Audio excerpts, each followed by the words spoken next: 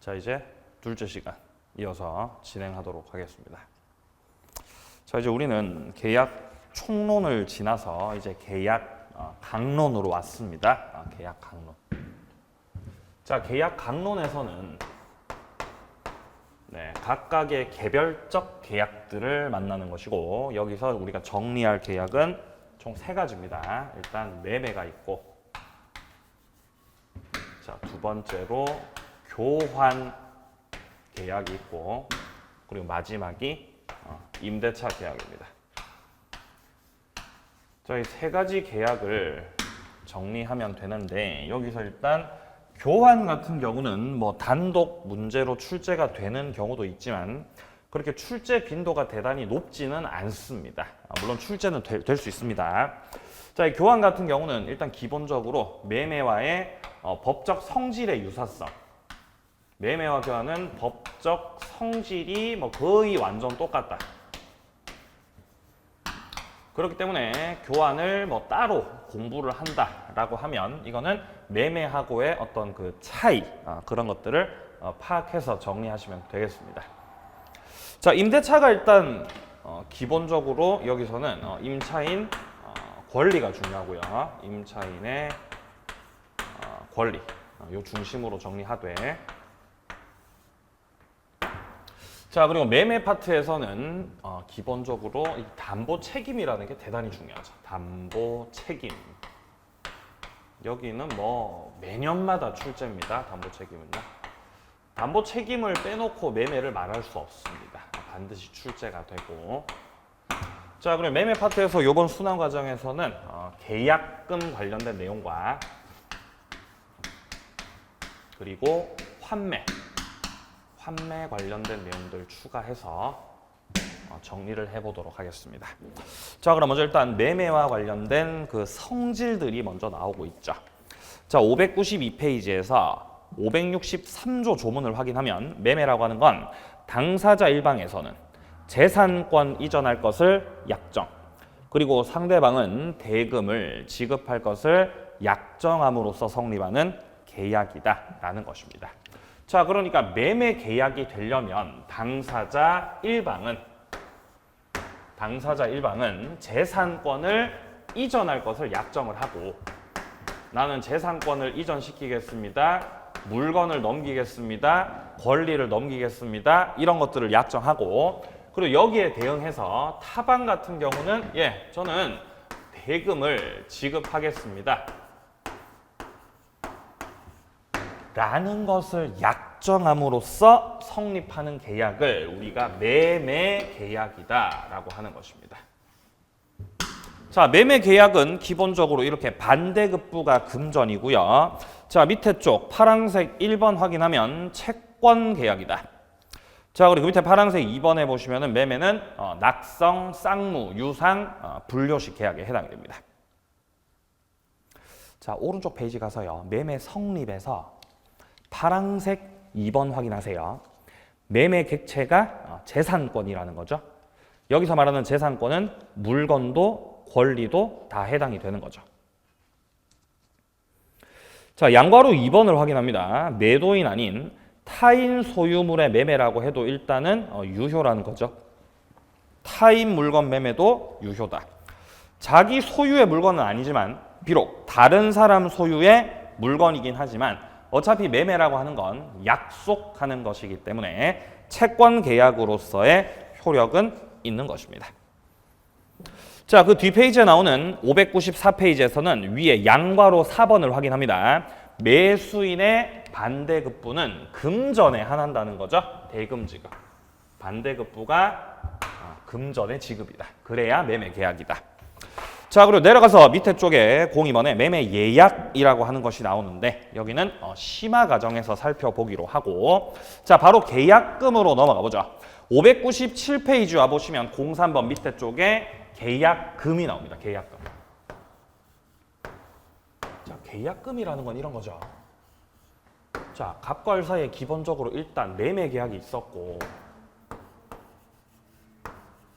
자, 매매 계약에 부수해서 매수인 측에서 교부하는 금전, 우리가 계약금이라는 걸 걸지 않습니까? 매수인 측에서. 자, 그러면 계약금을 걸면 갑과 을 사이에서는 이제 계약금, 계약도 체결이 되는 것입니다. 자, 그러니까 갑과 을 사이에서는 매매 계약도 있고 그리고 계약금, 계약도 있는 거죠. 자, 이때 계약금, 계약은 일단 이거는 뭡니까? 네? 낙성 계약이 아니라 갑자기 단어가 생각이 안 나죠? 낙성 계약이 아니라 추가적 이행이 필요한 요물 계약이다. 요물 계약. 계약금을 교부한다라는 말만 가지고는 성립 안 하는 거죠. 계약금을 실제 교부했을 때 성립하는 요물 계약이다. 자, 뿐만 아니라 계약금 계약은 주된 계약에 해당되는 매매 계약의 부수에서 이루어지기 때문에 이 계약금 계약을 가리켜서 종된 계약이다라고도 표현을 합니다. 종된 계약이다. 자, 그럼 계약금을 걸면 이 계약금이 어떤 기능을 하게 되냐? 일단 기본적인 거는 해약금이라고 하는 게 있죠. 해약금. 계약금은 해약금의 기능을 한다. 기본적으로. 그리고 우리 민법에서는 계약금과 관련해서 특별한 말 없으면, 특별히 정한 바 없다면 일단 해약금으로서 추정을 하죠. 추정하는. 자, 매매 계약 체결했습니다. 자, 갑이 을에게 넘길 것은 토지입니다. 토지. 자, 갑이 매도인으로서 토지를 팝니다. 토지. 자, 토지를 팔아요. 자, 이 토지를 을이 이 토지를 5억에 사기로 했죠. 5억에. 왜냐면 그때 당시에 시가도 5억이었고 을은 이 토지를 5억에 매수하기로 갑과 을 사이 매매 계약이 체결된 것입니다. 자, 그러면 일단 매수인 을 같은 경우는 매매 대금이 5억이기 때문에 계약금을 걸 수 있겠죠. 자, 계약금을 5천만 원을 교부했습니다. 자, 계약금 5천만 원을 갑에게 교부했다. 자, 그러면 이때 이 계약금이 해약금의 기능을 한다라는 건데 이 해약금의 기능을 한다는 것은 양 당사자들에게 해제권을 부여하는 기능을 한다는 것입니다. 해제권 부여의 기능을 가진다. 자, 뭔 말이냐? 예를 들어 토지가 땅값이 갑자기 떨어질 수가 있거든요. 매매 계약 당시만 해도 이 땅이 5억짜리 땅이었는데 이 땅이 뭐 예를 들어 3억이 됐다. 그러면 을 같은 경우는 이 땅값이 원래 5억이었는데 땅값이 떨어져 버리니까 사기가 싫죠. 아니 지금 3억이 됐는데 내가 이걸 5억에 사야 되지 않습니까? 자, 그럼 이때 을은 계약을 해제하고 싶죠. 근데 법정 해제권 행사를 위해서는 상대방의 채무 불이행이 있어야 된다. 근데 갑은 채무 불이행할 리가 없지 않습니까? 지금 당장이라도 이전 등기를 하려고 하겠죠. 갑의 입장에서는. 자, 그러면 이때 을은 갑에게 교부했던 이 계약금을 그냥 포기해버리죠. 계약금을 포기함으로써 이 계약 관계를 끝내버리고 매매 계약을 해제해버리고 여기서 빠져나올 수가 있다라는 것입니다. 자, 그럼 반대로 갑 같은 경우는 이럴 수 있겠죠. 토지가 땅값이 올라가죠. 땅값이 예를 들어서 뭐 한 8억이 됐어요. 8억이. 땅값이 올라서 그럼 갑 같은 경우도 이제 팔기가 싫죠. 을한테 5억에 팔기로 약정을 하였지만 지금은 땅값이 8억이 됐거든요. 자, 그러면 이때 갑은 역시 계약을 해제하고 싶지만 상대방의 채무 불이행이 있어야 법정 해제권을 행사할 수가 있는데 이때 갑은 교부받은 계약금의 배액을 상환을 해서 역시 계약을 해제할 수 있고 이 관계 속에서 빠져나올 수가 있다라는 것입니다. 자, 그래서 해약금의 기능을 한다는 것은 양 당사자들에게 해제권 부여를 한다라는 것인데 여기서 어떻게 해제를 하느냐? 계약금을 교부한 자, 교부자가 을이죠, 그죠? 교부자 같은 경우는 계약금을 포기하고 해제.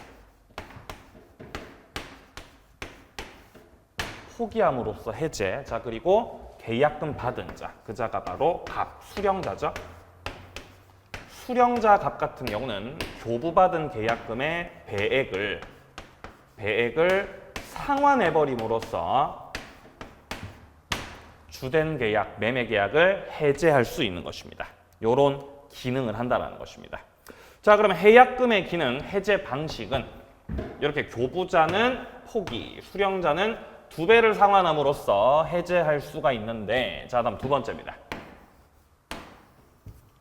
자, 이때 해약금을 통해서 계약을 해제할 때는 그 시기가 있습니다. 시기. 아무 때나 하는 게 아닙니다, 이게. 자, 그 시기는요. 이행 착수 전까지 할 수 있죠. 이행 착수 전까지 할 수 있다. 여기서 말하는 이행 착수라고 하는 것은 대표적인 것이 바로 중도금의 지급입니다. 매수인이 중도금을 다 지급해버렸다. 뭐 일부만 지급하든 미리 지급하든 상관없습니다. 중도금을 지급했다는 것은 이행 착수에 이제 들어간 것이죠. 그러면 더 이상은 계약금 가지고 해제할 수 없습니다. 자, 597페이지 밑에 쪽 일단 계약금 일단 개념부터 좀 확인을 하죠. 자, 동그라미 1번에서 계약을 체결함에 있어서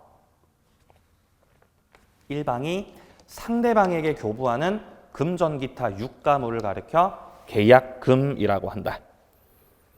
자, 계약금은 계약 체결의 증거가 될 수 있고요. 증약금의 성질을 띌 수도 있고, 그리고 해제권을 유보시키기도 하고, 요거는 해약금의 기능. 자, 그리고 약정이 들어가 있다면, 특약을 했다면은 위약금의 성질을 띌 수도 있습니다. 자, 그리고 동그라미 2번에 보시면 이 계약금 계약은 매매기타 계약의 부수에서 이루어지는 종된 계약이다. 따라서 주된 매매 계약 자체가 무효가 되면은 계약금 계약도 소멸, 무효가 된다라는 내용이죠. 자, 그리고 598페이지에서는 이 계약금 계약이 요물 계약의 성질을 가진다라는 것도 확인을 합니다. 자, 그래서 밑에 쪽에 니은의 내용을 확인하면요. 따라서 당사자가 계약금 일부만 먼저 지급하고 나머지는 나중에 지급하기로 약정을 했다는 거죠. 이러면 이때는 계약금을 전액 지급하지 않았다라는 거죠. 자, 이런 경우는 자, 지금 파란 색깔로 표시된 부분을 보게 되면 교부자가 계약금 전부를 지급하지 않은 한 계약금 계약은 성립하지 않았고, 따라서 계약금을 가지고 해제할 수가 없다라는 내용입니다. 자, 지금 이 상태에서 땅값이 떨어졌을 때 을은 계약금을 포기함으로써 해제할 수 있다라고 말씀을 드렸습니다. 자, 이렇게 을이 계약금을 가지고 포기할 수 있는 건 계약금 계약이 성립이 돼 있기 때문이죠. 계약금 계약이 성립되어 있기 때문에 을이 계약금 가지고 해제할 수 있다. 자, 근데 만약에 을이 계약금을 5천만 원 전액을 교부하지 않고 계약금을 선생님 지금 제가 돈이 딸려서 계약금 일단 2천만 원만 드리겠습니다. 이렇게 2천만 원밖에 교부를 하지 않았다면 이 계약금 계약은 요물 계약이어서 5천만 원 전액을 교부해야 성립하는 거거든요. 자, 근데 2천만 원밖에 교부 안 했다면은 계약금 계약 자체가 성립하지 않은 거죠. 이런 경우라면 땅값이 떨어졌을 때 을은 이 2천만 원 포기하고 내가 해지하겠습니다. 이런 것조차도 아예 할 수가 없다는 것입니다. 계약금 계약 자체가 성립하지 않았기 때문이죠. 자, 이제 조금 내려가서 계약금 성질들 확인합니다. 먼저 증약금 성질을 띌 수 있고, 그리고 양괄호 2번은 위약금의 성질을 띌 수도 있다. 이건 당사자들이 그렇게 특약에서 정하는 거죠. 자, 내용들은 뭐 참고적으로 읽어봐 두시고요. 자, 그 다음에 결국 우리 시험과 관련해서 중요한 건 600페이지부터 나오고 있는 해약금이라고 하는 것입니다. 양 당사자들에게 해제권을 부여하는 기능을 하는 것이다. 자, 그래서 먼저 565조를 보면 1항에서 매매 당사자 일방이 계약 당시에 금전 기타 물건을 계약금, 보증금 명목으로 상대방에게 교부했을 때 당사자 간에 다른 약정 없는 한 일방이 이행에 착수할 때까지 교부자는 포기, 수령자는 배액을 상환해서 해제할 수가 있다. 자, 밑에 서설에서요. 둘째 줄 확인하세요. 당사자 사이에 다른 약정이 없는 한 일단 계약금은 해약금으로 추정한다. 자, 그리고 오른쪽 페이지 가보시면 파란색 2번에 해약금 해제 시점 나오죠. 이거는 일방이 이행에 착수하기 전까지 하는 것입니다. 자, 이행에 착수하기 전까지라는 것은 이행 착수가 중도금 지급이라 그랬죠. 중도금을 이미 지급해버린 이상은 더 이상 계약금 가지고 해제하지 못하는 겁니다. 이때 중도금을요, 미리 지급하더라도 중도금 일부를 지급하더라도 어쨌든 중도금은 지급을 한 거죠, 그죠? 그래서 이런 것들도 이행 착수에 해당이 되겠습니다. 자, 그래서 일단 밑에 양괄호 1번에서요. 둘째 줄에 나오듯이 매수인이 중도금의 일부 이행에 착수했다면 상대방이 아직 이행 착수 안 했더라도 더 이상은 계약금 가지고 해제를 못합니다. 자, 밑에 조금 내려가서 이행 착수 관련된 내용들이 나오는데 자, 먼저 동그라미 1번을 확인합니다. 이행 착수에 해당하는 것들. 자, 기억, 매수인이 중도금 일부를 지급했죠? 이행 착수입니다. 자, 니은은요. 중도금 지급에 가름해서 제3자에 대한 채권을 양도한 거죠. 돈 대신에 채권으로 넘긴 거죠. 이것도 이행 착수한 겁니다. 한 거. 자, 그리고 디귿에 보시면 중도금을 미리 지급했거든요. 미리 준 것도 준 거는 준 거죠. 이행 착수. 자, 그리고 리을에 보시면 잔금을 준비해서 등기 절차 밟기 위해서 등기소 갑시다, 선생님. 등기소 갑시다. 등기소에 동행할 것을 촉구하는 것도 이행 착수에 해당이 되겠습니다. 자, 그래서 기역부터 지금 이 리을에 나오는 이런 것들은 전부 다 이행 착수 들어간 것이기 때문에 더 이상은 계약금을 가지고 해제할 수 없다는 것입니다. 자, 근데 밑에 쪽에 동그라미 2번에 보시면요. 이행 착수에 해당하지 않는 것들이 나오죠. 이행 착수처럼 보이지만 이행 착수에 해당하지 않는 경우가 있습니다. 자, 두 가지를 기억합니다. 자, 첫 번째, 이행 착수 해당하지 않는 것 첫 번째. 당사자 중 일방이 이행을 구하는 이행 청구 소송을 제기했을 때 이거는 빨리 이행하라고 소송을 제기했을 뿐 아직 중도금 지급 안 했다면 이행 착수로 볼 수 없습니다. 자, 뿐만 아니라 소제기했고 확정, 판결까지 떨어졌다고 해도 자, 이거는 이행한 것은 아니죠. 판결이 떨어졌을 뿐입니다. 역시 이행 착수가 아니다. 자, 그리고 자, 계약이 만약에 토지거래 허가구역이라서 토지거래 허가 신청을 했다. 이행 착수 아닙니다. 그냥 허가 신청을 했을 뿐이죠. 자, 그리고 허가 신청을 통해서 허가가 떨어졌다고 해도 이것도 법률행위의 계약의 효력을 만드는 것일 뿐 이 자체로서 이행 착수에 들어갔다고 할 수는 없는 거죠. 자, 그래서 이행 청구 소제기와 허가 신청 관련된 것들은 이행 착수가 아니므로 이를 원인으로 해서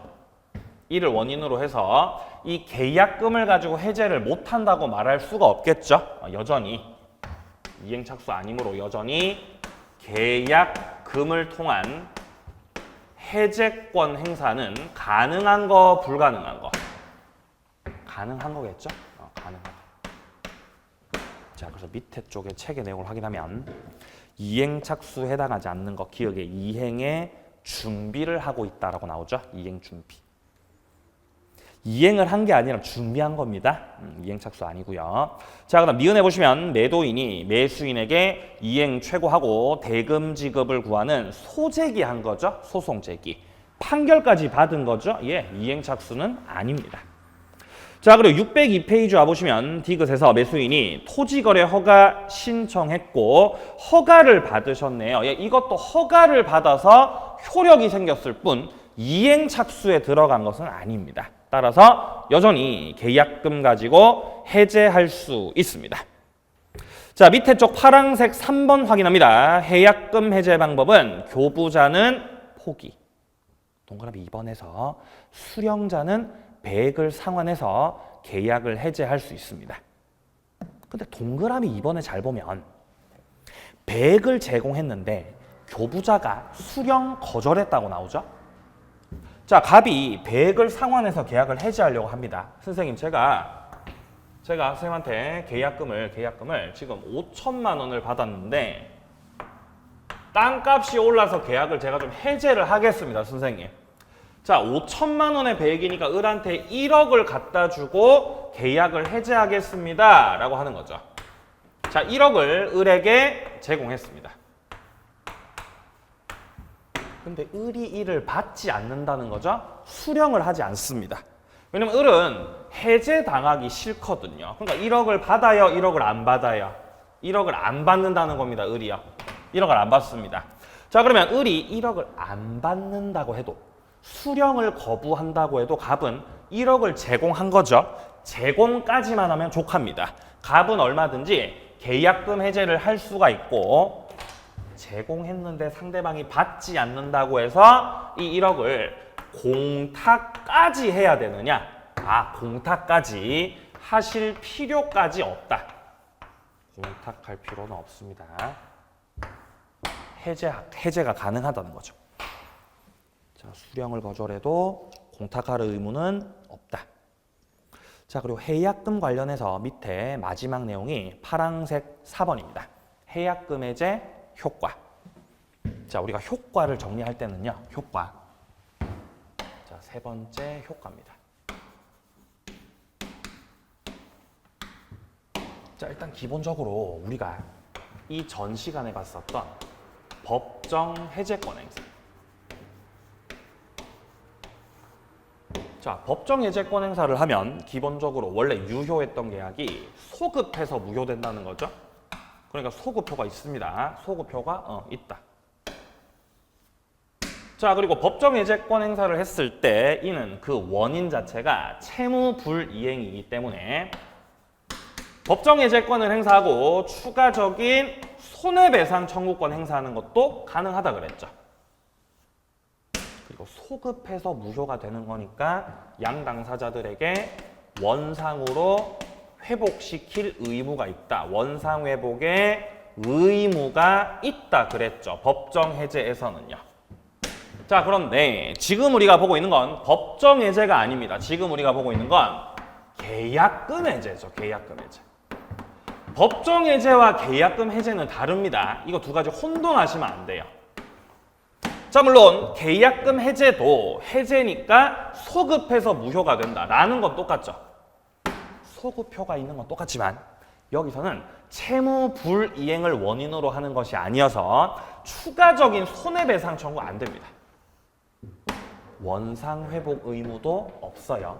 이행 착수 전에 하는 거기 때문에 중도금도 물건도 받은 바 없기 때문에 돌려줄 것도 없죠. 따라서 손해배상 청구가 안 되고 원상 회복 의무가 없고 이게 바로 법정 해제와의 차이다라고 보시면 되겠습니다. 자, 그래서 602페이지에서 자, 해약금 해제 효과 첫 번째 원상 회복 의무가 없다. 그 이유는 이행 착수 전에 하는 것이기 때문입니다. 자, 그리고 양괄호 2번에 나오듯이 손해배상 청구도 할 수가 없습니다.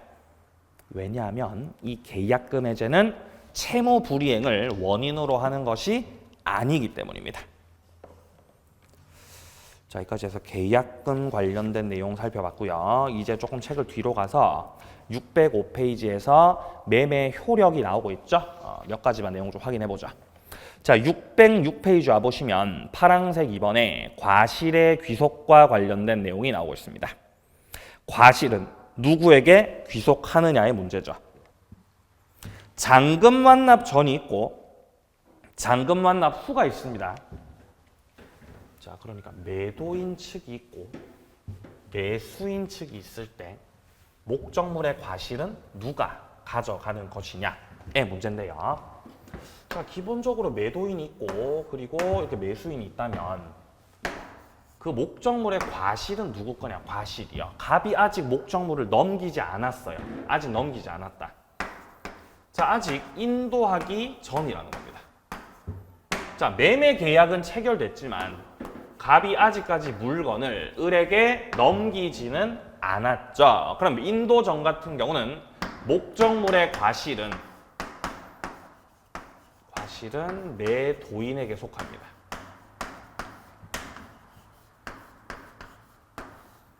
자, 그럼 반대로 갑이 매도인 측이 목적물을 을에게 인도해준 후라면 인도 후라고 한다면은 이때는 그 과실은 매수인에게 속하죠. 매수인.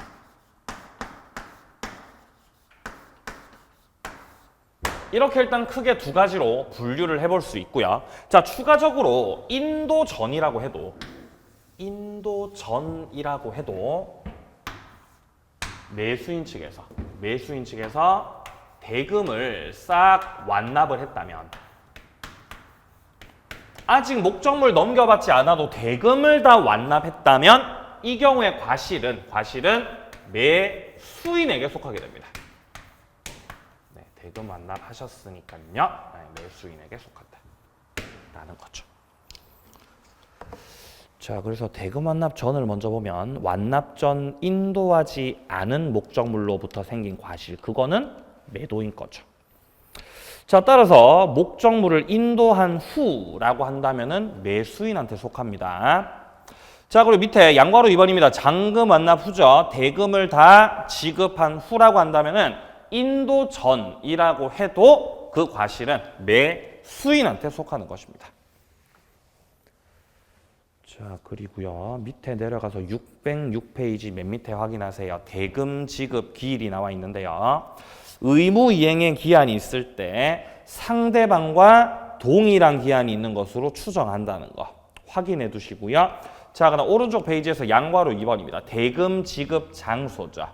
자, 동그라미 2번을 확인합니다. 매매 목적물 인도와 동시에 대금을 지급할 경우라면 동시에 넘겨주고 있는 상황이라면은 이때는 그 인도 장소에서 대금을 지급해야 된다는 거. 자, 밑에 내용들은 참고적으로 읽어봐 두시고요. 이제 608페이지 와보시면 매매 파트의 가장 중요한 내용인 담보 책임이 나오고 있습니다. 자, 이제 담보 책임을 순차적으로 보도록 하겠습니다. 담보 책임.